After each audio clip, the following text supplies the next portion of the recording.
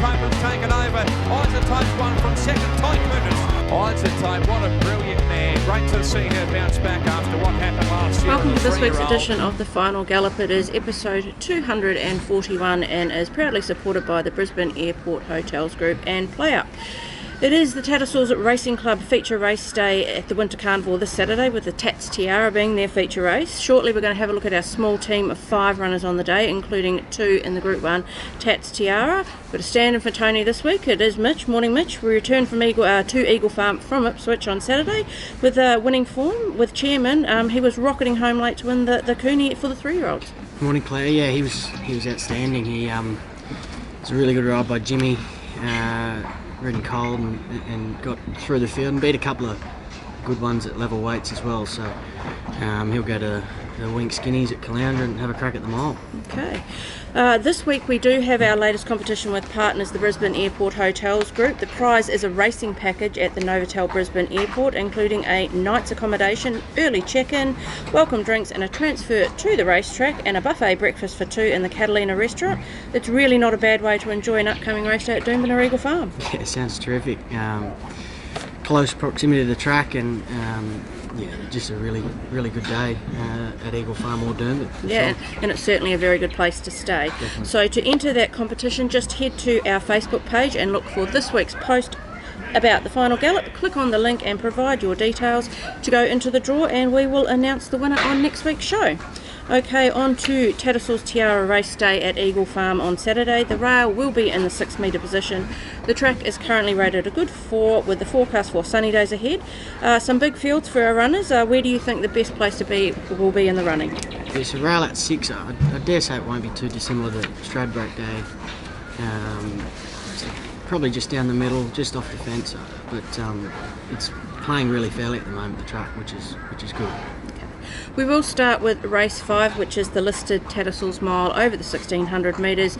We won the most recent edition of this race in 2019 with the stable favourite in Silvera. This year we will have Aussie Nugget. He will carry 54 kilos with Kyle Wilson-Taylor riding from barrier 13.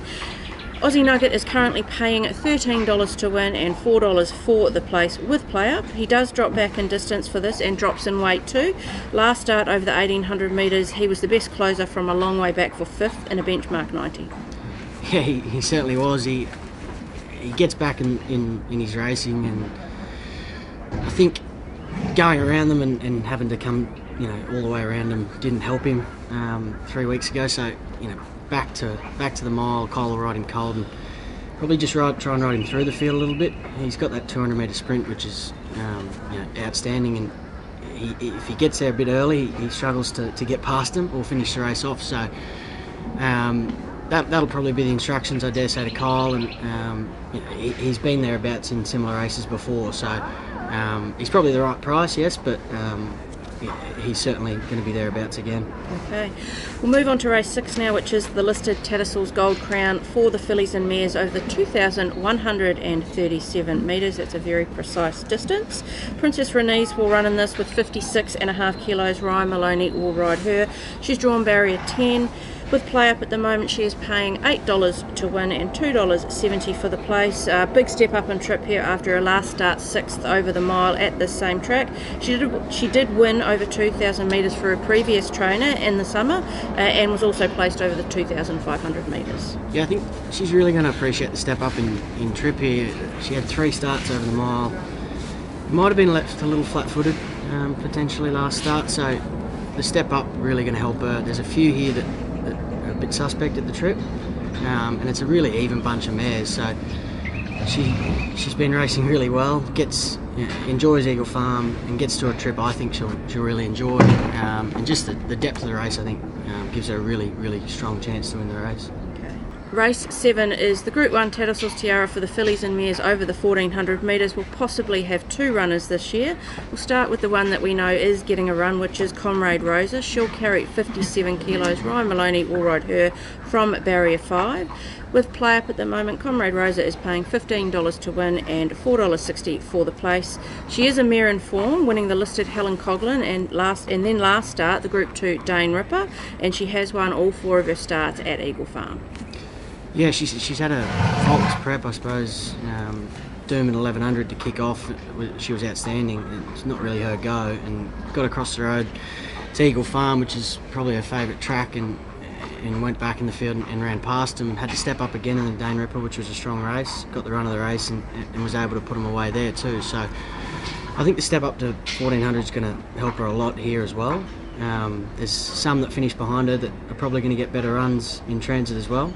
But you know, I probably wouldn't swap her for anything. I think she's well over the odds at 15 to 1, but she's going to probably need to go to that another level again, but there's no doubt I think she can, and just her form at the track is very, very good. Okay.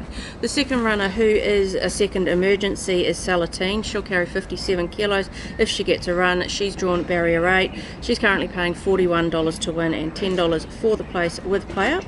She hasn't been far away from them in all her 4 runs of this preparation, so she will be looming in the straight if she does get a start. Certainly, I think she just needs a bit of luck to get in the field.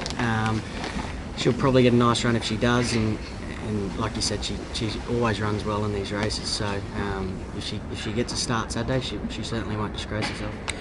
Okay, we will move on to race 8 now, which is the Group 3 WJ Healy Stakes over the 1200 metres. We will have 2 runners in this if Salateen doesn't get a run in the Tatt's Tiara. We'll start with King Kappa, who's eating his breakfast behind us there. He'll carry 55 kilos, Ben Thompson on board. He has drawn barrier 12. He's currently paying $6 to win with PlayUp and $2.25 for the place. He did return to the winner's circle with a hard-fought win in the listed Hinkler at this track and trip. We'll need a very good ride from Ben to find a nice spot in the running though. Certainly, he's another one that loves the track, and I think he's won 5 of his last 7 or 8. So probably just going the first 200 metres is really going to be the telling thing here. If Ben can get behind him just off the speed and get some cover, he's going to be right in the finish certainly. I think it's a very, very strong Healy. The horses at the top of the weights have got really good form. There's a lot of speed in the race, so if he can just lob just off that, he's going to be hard to beat, I think, again. But it's just where he gets to in that first furlong is going to be tricky. Okay, the second runner, as I mentioned, will be Salateen. She'll carry 54 kilos. Samantha Collett will ride her from barrier 15. She's currently paying with PlayUp $20 to win and $5.50 for the place. She drops back to the 1200 metres for this after being ridden more forward in the Dane Ripper and just tiring over the last furlong. If you go back a start from that, she nearly won the Helen Gollan at this track and trip from a similar wide draw. Yeah, she didn't really appreciate being on speed at last start, and I think the draws probably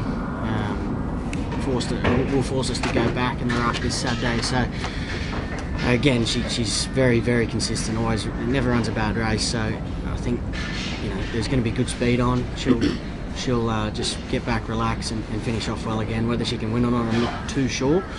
This is a very strong race, but I expect her to run well as she always does. Okay, we are into the final furlong of this week's Final Gallop. Who do you think Tony's best winning chance at Tatt's Tiara Raceday is? I think Princess Rainice is our best chance, just simply because of the strength of the race. I think there's only a few chances in it, and I know she's going to enjoy the step up in trip, and she races well at the track. The best each way chance? Comrade Rosa, definitely.